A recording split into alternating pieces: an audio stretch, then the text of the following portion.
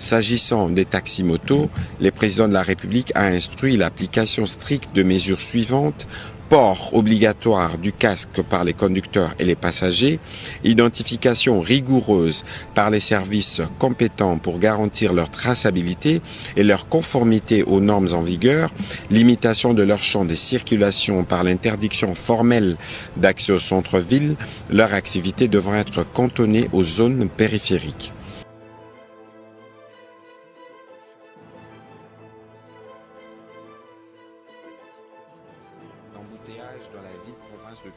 Yes, ni The Quick Times News rero nk'ibisanzwe ni breaking news, nta kindi usabwa uretse kureba aho hasi handitse subscribe ugakandaho, hanyuma tugakomeza kubana gatanu kuri gatanu. N'umunsi w'ejo rero aho habaye inama ya 22 muri Repubulika Iharanira Demokarasi ya Kongo. Uko bigaragara rero ni Muyaya, muvugizi wa Repubulika Iharanira Demokarasi ya Kongo, aho yatangazaga ibyavuye muri iyi nama yabaye yarimo ndetse n'umukuru w'igihugu Antoine Félix Tshisekedi, aho bagaragaje yuko guhera uyu munsi kuri iyi tariki igihugu cyose cyemerewe kwigana u Rwanda, hanyuma nabo bakajya bafata abamotari bakabambika amakaske yabo umugenzi yabo motari mu rwego rwo kwirinda impanuka za hato na hato ndetse n'umuvundo wagaragaraga mu mujyi wa Kinshasa. Hashizweho rero amabwiriza n'amategeko mashya agenga abapolisi ndetse n'abakoresha umuhanda muri iyi mijyi. Namakuru rero ndibuze kubareka mugakomeza kuyumva mu rurimi rw'igifaransa uko yose yakabaye. Reka rero turebere hamwe kuva mu biganiro kwa Tshisekedi ndetse n'umwuka w'intambara ikomeye ukomeje gushyuha mu burasirazuba bwa Repubulika Iharanira Demokarasi ya Kongo, ku buryo isaha n'isaha cyangwa umunsi ku munsi ingabo z'iki gihugu FARDC n'umutwe witwaje intwaro wa M23 bishobora kuyisubukura ikaba yatangira rero ikubukana ubukana burenze ubwa mbere. M23 na FARDC bishinjanya kurenga ku gahenge, ari nako birahirira gusubizanya imbaraga mu gihe byashotorwa. Aya magambo aherekezwa n'imyiteguro mu rwego rwa gisirikare binyuze mu myitozo, kongera umubare w'abasirikare cyangwa abarwanyi n'intwaro. Ibi byose biba mu gihe leta ya Qatar ikomeje gukora ibishoboka kugira ngo yumvikanishe impande zombi, nubwo ingengabihe yari yarihaye yamaze kurenga, kuko byari byarateganyijwe ko amasezerano y'amahoro azasinywa bitarenze tariki ya 18 Kanama 2025, gusa ibyo biracyari kure. Ku rubuga rw'intambara byitwa ko nta mirwano ihari, ariko M23 n'imitwe igize ihuriro Wazalendo rishyigikiwe na leta ya Repubulika Iharanira Demokarasi ya Kongo bikozanyaho umunsi ku wundi. Ihuriro ry'ingabo za leta kandi rikomeje kugaba ibitero ku basivile barimo abanyamurenge mu ntara ya Kivu y'Amajyepfo. Umwuka uri mu burasirazuba bwa Repubulika Iharanira Demokarasi ya Kongo uca amarenga ko hari ibintu bine bishobora kuba mu gihe cya vuba. Nibyo tugiye rero gusobanura muri iyi nkuru. Ni The Quick Times News nk'ibisanzwe, nta kindi usabwa uretse kureba hasi handitse subscribe ugakandaho, hanyuma tugakomeza kubana gatanu kuri gatanu. Mbere yuko rero tubyinjiramo tukabijya imuzi n'imuzingo, reka mbanze mbareke mwumve kuri iyi nkuru yavuye muri iyi nama, aho Tshisekedi yabwiye abamotari bose bo mu gihugu ko bagomba kujya bambara amakaske nk'uko u Rwanda rubikora ndetse n'abagenzi bakabyubahiriza. Embouteillage dans la ville-province de Kinshasa. Le président de la République a tenu à nouveau à attirer l'attention du Conseil sur cette réalité devenue insoutenable pour nos concitoyens. Les embouteillages qui paralysent chaque jour la ville de Kinshasa et qui détériorent considérablement la qualité de vie de la population. Il a rappelé qu'à l'occasion de la 22e réunion du Conseil de ministres du 15 novembre 2024, il avait insisté sur l'urgence d'améliorer la fluidité de la circulation routière à Kinshasa. Il avait alors souligné que la mission des agents de la police des circulations ne se limite pas à la régulation, mais implique également l'exemplarité, l'application rigoureuse du code de la route et la sanction de comportements compromettant l'ordre public.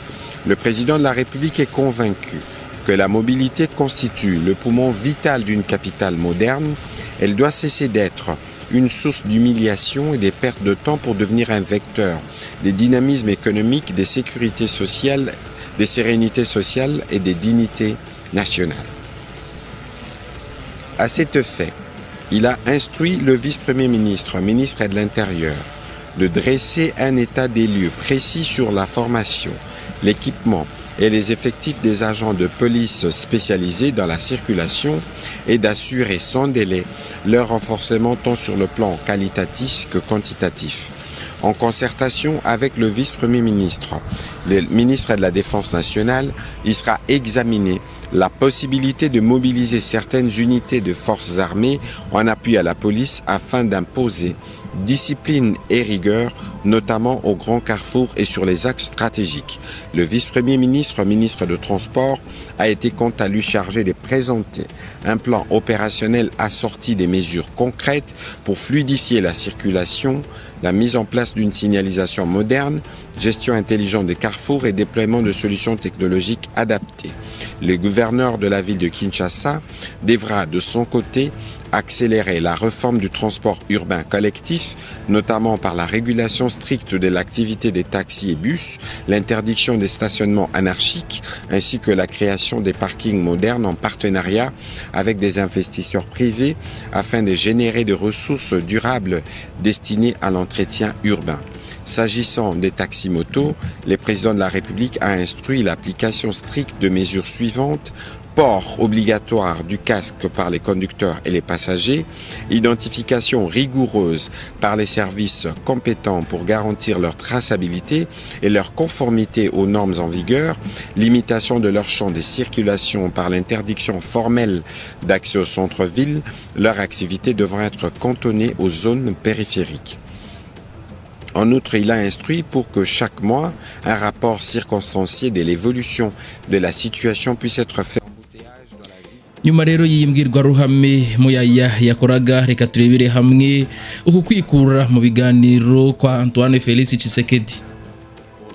Umunyarwanda yaravuze ati ibitinze birabura. Ni koko kuba umusaruro wa gahunda ya Doha itinda si ikintu cyiza, ahubwo ni ikimenyetso cy'uko kumvikanisha impande zombi byakomeje kunanirana nyuma yaho amahame yashyiriweho umukono tariki ya 19 Nyakanga atubahirijwe. Aya mahame rero yagombaga kubahirizwa bitarinze tariki ya 29 Nyakanga, impande zombi zikajya mu biganiro by'amahoro biyashingiyeho bitarenze tariki ya 8 Kanama, hanyuma amasezerano y'amahoro agasinywa, ariko ngengabihe yose yarapfuye. 23 ishinja leta ya RDC gukomeza kugaba ibitero ku basivile ku birindiro byayo, kandi yanze kurekura imfungwa zayo 700, nyamara yari yaremeye ko izazirekura mbere y'uko ibiganiro by'amahoro bitangira. Yagaragaje rero ko nta mpamvu yaba ifite yo kujya mu biganiro mu gihe aya mahame atubahirizwa. Imyitwarire y'ubutegetsi bwa RDC ikwiye kwibutsa abantu byinshi, kuko inshuro zose kwagendaga bigura intege mu kubahiriza imyanzuro yafatiwe mu biganiro by'amahoro.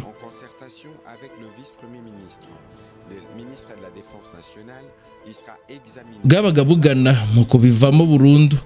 Ibyo nuko byagenze ku mpera za 2022 ubwo bwavaga mu biganiro bya Nairobi. Mu nama Perezida Tshisekedi yagiranye n'abanyamuryango b'ihuriro Union Sacrée riri ku butegetsi bwa Repubulika ya Demokarasi ya Kongo tariki ya 3 Kanama, yavuze ko abanyekongo badakeneye umuhuza kugira ngo baganire, kandi ko abafashe intwaro badakwiye kujya mu mushyikirano.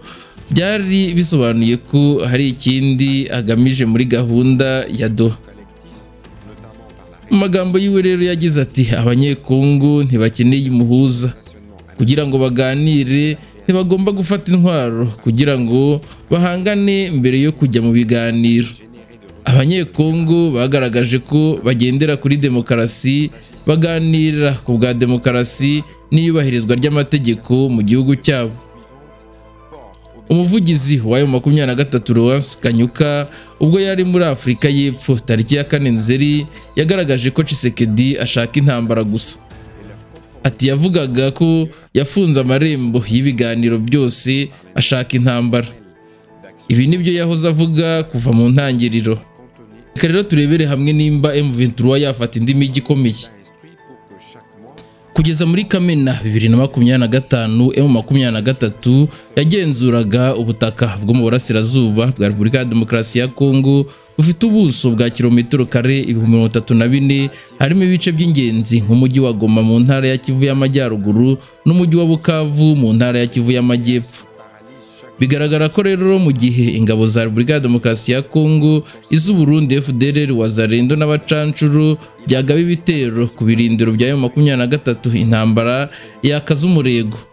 Bikaba rero byahatira abarwanyi b'uyu mutwe gufata ibindi bice birimo umujyi wa Uvira usanzwe ari ibirindiro bikomeye bya leta. Umugaba mukuru wa M23 General Major Sultan Makenga tariki ya 2 Nzeri yabwiye abanyamuryango bashya bari bamaze ibyumweru bibiri mu mahugurwa ko yifuza ko amahugurwa ataha yazabera mu yindi migi ikomeye irimo Kisangani mu ntara ya Chopo, Karemi muri Tanganyika na Kindu muri Maniema. Mu magambo yiwe yagize ati iki gihugu cyarasenyutse gikeneye kuyoborwa kandi kubohorwa. Iki gihugu bisaba imbaraga. Nk'umuryango turishimye ariko tuzishima kurushaho ubwo ubutaha tuzaba dutangira aya mahugurwa Ikisangani, Kindu ndetse na Karemi. Nubwo mu mahame ya 23 hatarimo kugaba ibitero, ishimangira ko igihe cyose izabitewe cyangwa umutekano w'abanyekongo ugakomeza guhungabana izakomeza intambara kugeza Kinshasa ikureho ubutegetsi bwa Perezida Tshisekedi. Reka turebere hamwe rero uko ryaba ari ishyano ku ngabo z'u Burundi. Ingabo z'u Burundi ziri mu ntambara yo kurwanya M23 kuva mu mwaka wa 2023 ubwo guverinoma ya Gitega n'iya Kinshasa zagiranaga amasezerano y'ubufatanye mu bya gisirikare. Gusa ubufatanye nta kinini bwagezeho kuko abasirikare b'ibi bihugu batsindiwe hamwe bahungira muri Uvira no mu bice byegeranye. Mu gihe rero intambara yaba mu bice nka Uvira ntiyakoroha namba kuko hakoreshwa imbaraga nyinshi mu kubungabunga ibirindiro bya buri ruhande no gushaka gufata ibindi bice. Abayirwana bakiyongera mu buryo butabayeho mbere. Ibikoresho byifashishwa nabyo bikiyongera kuko bimaze igihe bitegurwa. Umudepite Justin Bitakwira ushyigikira ubutegetsi bwa Perezida Tshisekedi kwa 17 Nzeri yatangarije Kinshasa ko Uvira ibaye ifashwe mu masaha atagera kuri 28 abarwanyi bayo 23 baba bafashe umujyi wa Kolwezi mu ntara ya Lualaba. Bitakwira ukomoka muri Kivu y'Amajyepfo yagize ati uyu munsi Uvira iramutse ifashwe ikibazo cyo muri RDC cyaba kimeze gite? Mu masaha atagera muri 28 inyeshyamba zaba ziri muri Kolwezi. Kolwezi ni ubukungu bukomeye bw'iki gihugu. Mu gihe rero M23 yashobora kwinjira muri Uvira zikanayifata, ingabo z'u Burundi zihakorera nta yandi mahitamo zaba zifite keretse guhungira iwabo Bujumbura kuko zishobora kwishora mu muriro wo hagati muri RDC kure y'igihugu cyazo.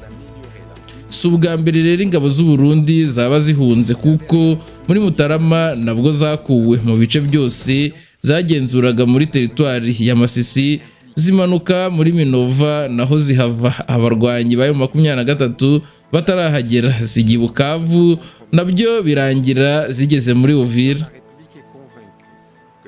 Ese Tshisekedi yaba yotswe igitutu? Umuryango mpuzamahanga ugaragaza ko amakimbirane yo mu burasirazuba bwa RDC yakemurwa n'ibiganiro bya politiki, ariko Perezida Tshisekedi we yizera ko imbaraga z'igisirikare arizo zamusubiza ibice byambuwe nayo 23. Tshisekedi niyongera kuva mu biganiro by'amahoro agasubukura intambara azaba afite ibyago byo gutsindwa nk'uko byabaye ubushize. ingabo ze zamburwa ibindi bice byinshi, kandi ibyo nibiba amahanga azongera mwotsa igitutu cyinshi kugira ngo ayoboke inzira ya politiki. Kubera igitutu cyo kwamburwa ibice, Tshisekedi nta yindi mahitamo yazaba afite keretse kwemera gusubira mu biganiro by'amahoro, nubwo ku mutima azaba afite akangononwa. Ubwo umujyi wa Goma na Bukavu yari amaze gufatwa n'abarwanyi ba M23. Icyo gihe mahanga yamenyesheje Tshisekedi ko nta yandi mahitamo kiretse guca bugufi yemera kohereza intumwa mu biganiro Washington nido. Icyo gihe Tshisekedi rero yari yararahiye ko atazigera agira ibiganiro na M23 kuko yayitaga umutwe w'iterabwoba. Asobanura ko kuganira nawo ari umurongo utukura udashobora kurenga. Ni The Quick Times News rero nk'ubusanzwe nta kindi usabwa uretse kureba hasi ndetse subscribe ugakandaho, hanyuma tugakomeza kubana 5 kuri 5 muri aya makuru.